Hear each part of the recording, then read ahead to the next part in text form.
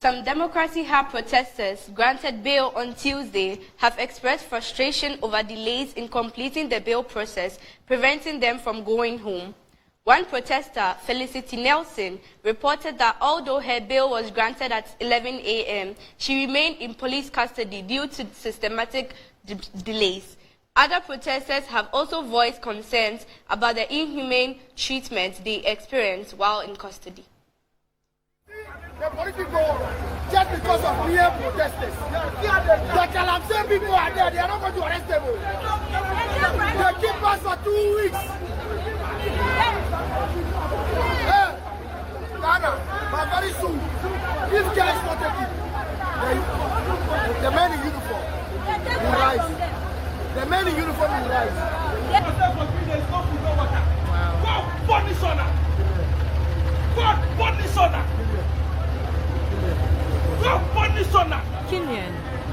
You know how it feels.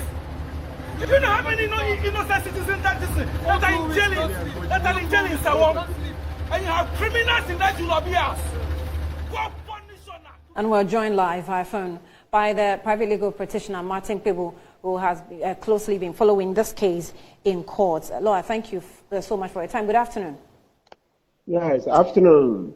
Right. Counsel, so we saw releases by one of the arrested members of Democracy Hub, Felicity Nelson, and this is what she actually put out on Facebook. One of them says that my bail was granted around 11 a.m. yesterday. The court order was only sent to the police around 2 p.m. today. The police needs to verify the sureties. This still hasn't been done. The police still needs to sign the release form after verifying the sureties. This still hasn't been done. Currently, all the personnel at the Ghana Police Service who need to do the verification and consequently sign the release form are at the court premises currently.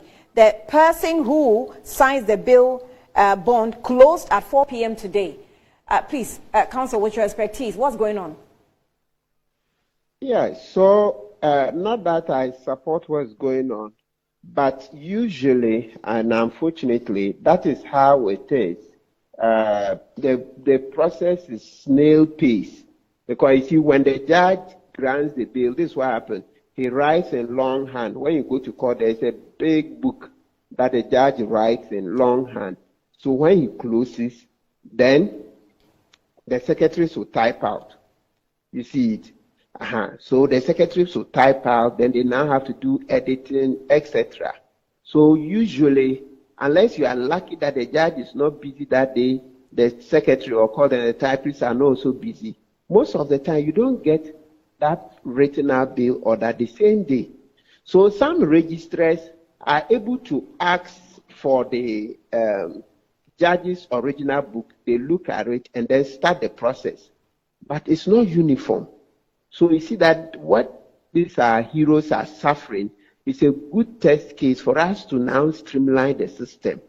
Yeah, for now to now streamline, because you see they are suffering. And you see how Felicity even put it.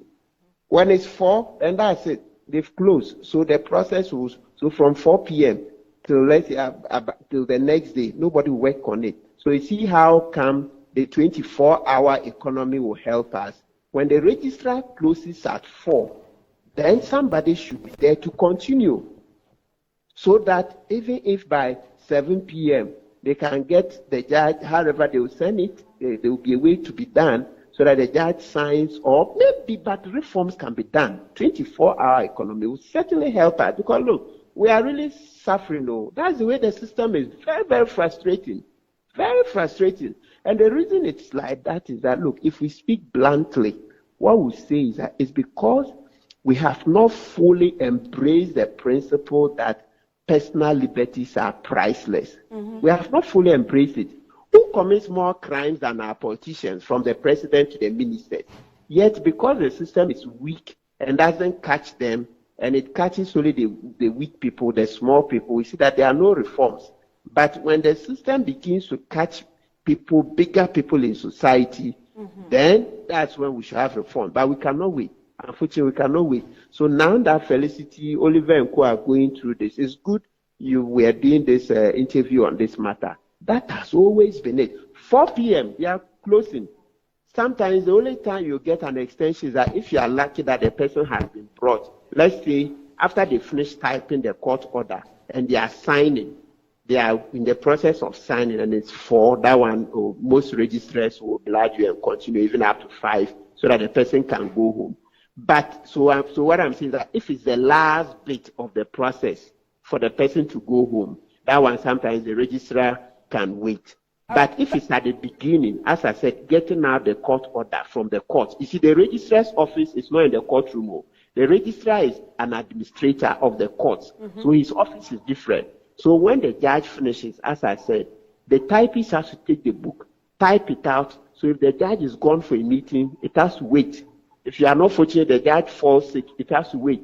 If you are not fortunate, the judge has to go to a conference, it has to wait. If the judge has to go and lecture in any university, it has to wait. If the judge is travel, sorry. You see, it will delay and delay. So that is what they are suffering, because from Monday 11 o'clock, is that not so? Right. Today, Wednesday, 12 something, and they are still not out. It's even worse if they had said the sureties, that's those who are going to sign the guarantee forms. I call them guarantee because we are likely to remember guarantee more than the word surety. It's even worse if we had said those people should show property, which we call justification. That one, if you bring a land document and they have to go to Lands Commission to go and check if the property is registered in your name. They're checking at Lands Commission alone, sometimes over a week, and then it's not done. So it's a huge problem. Huge. I commend you for doing a story on this. Let's have more interviews on it. You see that there are lots of things we can do to reforms to make it faster, because in Ghana we haven't embraced the principle that personal liberties are priceless. We haven't. And it's about time we corrected it. Let's not wait for more injustice to be done. No. Right.